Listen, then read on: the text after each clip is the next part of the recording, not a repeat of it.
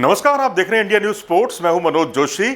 World test championship के final में जो कुछ हुआ उससे खेल प्रेमी नाराज हैं, सिलेक्टर्स नाराज हैं और तो और टीम प्रबंधन भी नाराज है। विराट कोहली बेहद नाराज हैं और अपनी बातचीत में और प्रेस से, मीडिया से बात करते हुए उन्होंने आगे जो सीरीज होनी है इंग्लैंड के खिलाफ 5 टेस्ट मैचों की, उसमें कुछ बदलाव के संकेत दिए हैं। हालांकि स्पष्ट तौर पर तो अभी उन्होंने कुछ नहीं कहा है और अब तो ये घोषणा टीम मैनेजमेंट के हाथ में है कि किसको वो खिलाए किसको ना खिलाए। लेकिन यहाँ पर 3 बड़े बदलावों को समझा जा रहा है कि वो बदलाव होने करीब करीब तय हैं। पहला बदलाव, शुभमन गिल की जगह पर मयंक अग्रवाल ने रोहित शर्मा के साथ, याद कीजिए, साउथ अफ्रीका के खिलाफ सीरीज में बहुत ही बेहतरीन प्रदर्शन किया था, एक डबल सेंचुरी भी बनाई थी। लेकिन अगर हम पिछली 5-6 पारियां देखते हैं, 6-7 पारियां शुभमन गिल की, वो अच्छी नहीं रही हैं और एक जो 91 रन उन्होंने बनाए थे ब्रिस्बेन में, उसके बाद से वो बड़ी पारी नहीं खेल पाए हैं।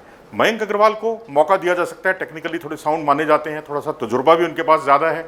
और दूसरा जो बड़ा बदलाव टीम में जो देखा जा रहा है वो है, आप भी चौंक जाएंगे वो नाम सुनकर, वो है चेतेश्वर पुजारा का।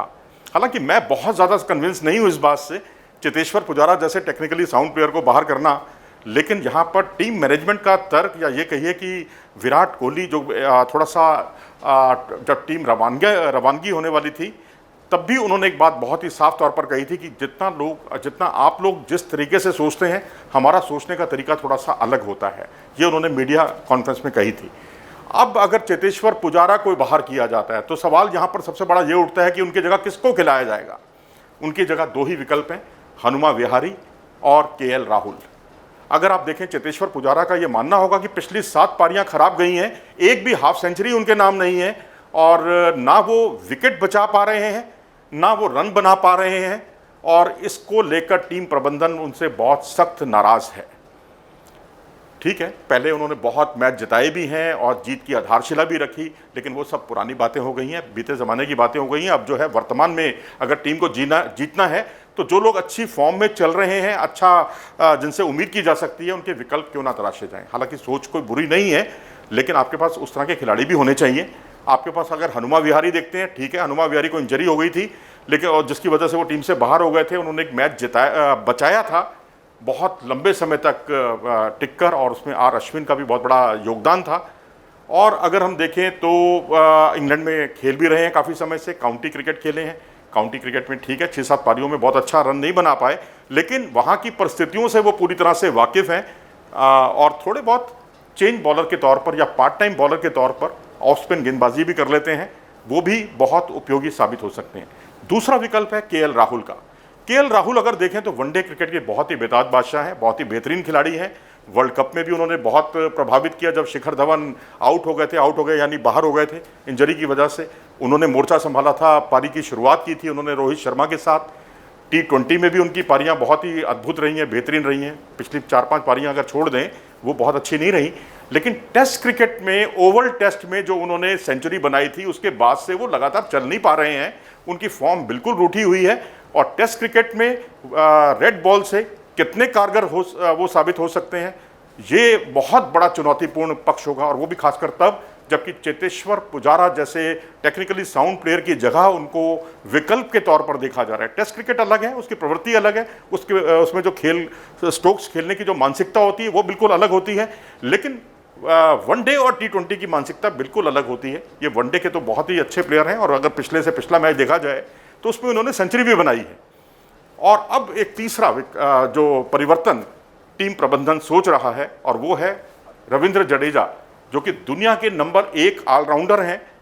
वो बात दूसरी है कि उन्हें ऑलराउंडर का जो ये ताज नंबर 1 का जो मिला है, उसमें होल्डर का परफॉर्मेंस ख़राब होना और बाकी खिलाड़ियों के परफॉर्मेंस में उतना ज़्यादा उत्साही प्रदर्शन ना होना, अच्छा प्रदर्शन ना होना, वो भी एक बहुत बड़ा कारण है।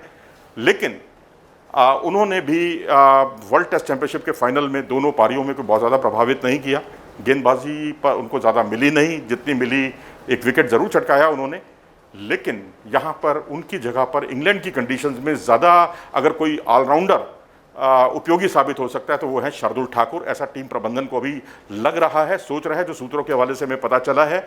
शार्दुल ठाकुर ने 2 टेस्ट मैच खेले हैं अभी तक, एक वेस्ट इंडीज़ के खिलाफ जहाँ कुछ उनकी दाल नहीं गली, लेकिन दूसरा टेस्ट मैच उन्होंने खेला ऑस्ट्रेलिया के दौरे पर। ऑस्ट्रेलिया के दौरे पर जो एकमात्र टेस्ट उन्होंने खेला उसमें उन्होंने अपनी बल्लेबाजी का भी नमूना पेश किया, गेंदबाजी में भी वो बहुत चले और दोनों पारियों में चले। एक पारी में 3 विकेट लिए, दूसरी पारी में 4 विकेट लिए और अगर आप उनकी बल्लेबाजी देखें तो उन्होंने हाफ सेंचुरी बनाई, बेहतरीन उन्होंने प्रदर्शन किया और खासकर आपको याद होगा वाशिंगटन सुंदर के साथ उन्होंने बहुत ही अच्छी भागीदारी की थी भारतीय टीम के लिए, जो बहुत ही उपयोगी साबित हुई थी। अब एक ऐसे ऑलराउंडर जो कि अगर रविंद्र जडेजा को टीम में रखा इसलिए गया था कि वो बल्लेबाजी उनमें एक क्षमता है, जो निचले क्रम में बल्लेबाजी कर सकते हैं, लेकिन निचले क्रम में बल्लेबाजी तो शार्दुल ठाकुर भी कर सकते हैं। उनकी गेंदबाजी ज़्यादा उपयोगी साबित हो सकती है रविंद्र जडेजा की बजाय, क्योंकि इंग्लैंड में 2 स्पिनर्स को खिलाना वाकई एक लग्जरी है और यहाँ अगर शार्दुल ठाकुर को खिलाया जाता है तो ये एक बेहतर विकल्प हो सकता है। लेकिन ये तो 3 विकल्प हैं जो टीम प्रबंधन सोच रही है, लेकिन एक मैं भी सोच रहा हूं, मुझे लगता है कि भाई चेतेश्वर पुजारा ही क्यों, अजिंक्य रहाणे अगर टीम के उपकप्तान हैं, उनको संदेह का लाभ क्यों दिया जाए। मेलबर्न में एक सेंचुरी उनके नाम जरूर है, उसके बाद अगर आप देखेंगे उनके प्रदर्शन में निरंतरता की कमी है, कंसिस्टेंसी लेवल उनका बहुत अच्छा नहीं है। उन्होंने टुकड़ों में रन बनाए हैं, पैचेस में, कभी एक पारी में चलते हैं, कभी वो जैसे 49 रन की उन्होंने पारी खेली, पहली पारी में वो विराट कोहली के साथ एक अच्छी भागीदारी की, लेकिन दूसरी पारी में अगर आप देखेंगे तो अजिंक्य रहाणे टेक्निकली इतने कमज़ोर प्लेयर साबित हो रहे थे, लग ही नहीं रहा था कि वो अंतर्राष्ट्रीय क्रिकेट खेल रहे हैं।